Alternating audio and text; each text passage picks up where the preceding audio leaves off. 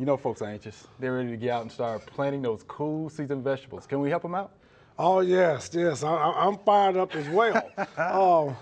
Yes, we finally get to put something in the ground. Finally. Yes. The weather has broken and we're ready to go. Oh, yes. So what can we plant now then? Well, we obviously Irish potatoes, because we could have stuck some of those in a little bit early sometimes. So, Okay. But definitely Irish potatoes, your cold crops, broccoli, cabbage, lettuce, greens. You could also plant some beets, your snow peas. All of those kind of things can be planted now. I mean, it's time. It's time to go. Yes. Now, why do we call them cool season vegetables?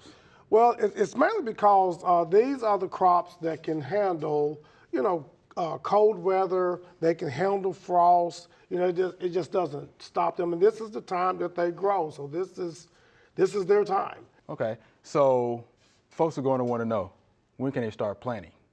Okay. Now, I do want to tell people this. There's a very important date. Okay.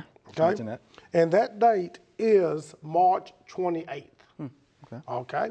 Because according to Tennessee Department of Agriculture weather records, on March 28th, there is a 50% chance of a freeze. Now, we all know what happened in 2007. Yeah. Okay. Yeah. Okay. Now, but after that date, the chances of freezes are less and less. So therefore, that's kind of the date that you can go by as a gardener of when to plant and kind of roll the dice, so to speak. So after that date, better chance of survival. Before that date, some iffy. things may not make it. Just kind of depends. Yeah, the weather's tricky around here too, man. It's tricky. Mid-South weather is tricky. It is. I mean, wow. I mean, you can go, 75 one day and And the bottom 33 the drop out. next day. Walker, being new to the area, right. that is great information to know right there. I can tell you. Yes. So just kind of remember that. Okay. Now, what are some of your recommendations for growing these cool season vegetables?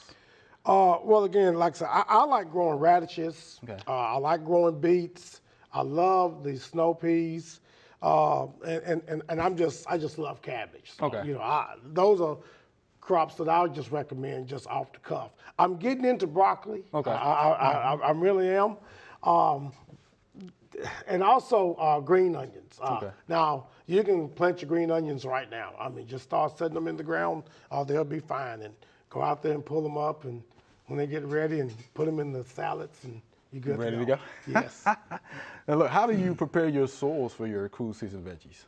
Well, what I like to do is, of course, I go out there with my tiller, and I till it up real nice and everything. And then I try to do what we call bed it up. Okay. And you have that, nice square bed. And then I just plant right there into those hills, so to speak.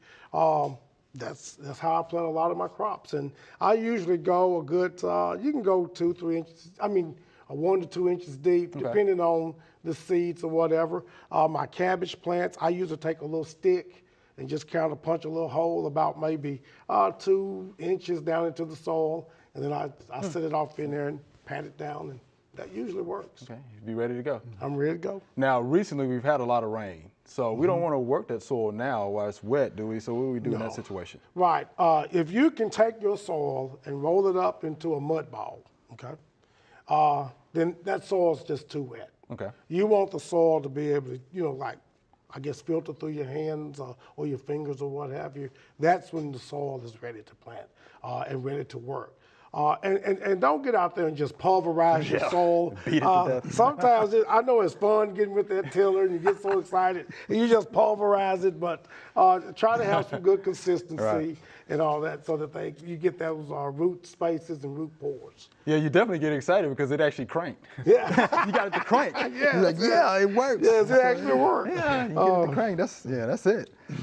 Now let me ask you this. So, do you prefer seeds or transplants? Okay, that's a general question we always yes, get. that is a Seeds or general transplants? question. I tend to grow beets, carrots. I usually grow those by seed. Okay. Now, cabbage, broccoli, I like to do transplants on those. I'm just trying to think of some others. Cauliflower, I would do that as a transplant.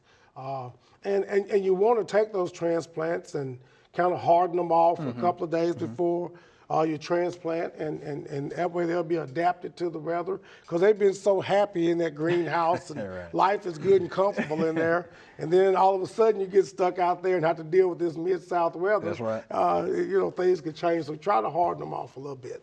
Okay. And seeding depth is important too, right? Yeah, it's very, very, very important. And that's like I said, the big problem I see is people plant too deep. That's what I I've seen people plant 6 inches deep. And like, my stuff ain't come up. I'm like, whoa, how deep did you plant? So you only really need to get about 1, maybe no more than 2 inches. That's pushing it into the ground. You just want really the soil to be able to have, so that it would have soil contact. That's really what you're after. Right. And it's covered up and protected from the birds. Right. so to And speak. for the most part, the size of your seed will let you know how deep it really needs to be planted. Right, exactly. And usually the seed package will tell you as Yeah, well. that's right. So just follow those instructions and you'll be fine. Now, if somebody's actually, going to one of the big box stores or to a nursery to, get some transplants, what do they need to look for?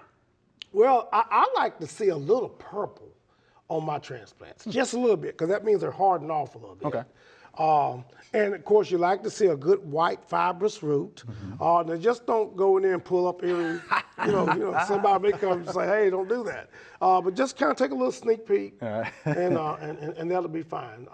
That's what you kind of look for in those transplants. Now, when you start getting into that stuff where, hey, you can get these 5 trays for $3, you better watch out. Yeah. You have to know what you're doing when you get those deals like It's that. using the bargain rack. That's right. They're back there for a reason. Yes, and also like packs of seeds. If you go somewhere and they have seeds, like 10 packs for $2, be a little careful, because they could be old seeds that they're trying to pass off on you. You have germination issues. Thanks for the good information there, Walt. Yes, sir. All right.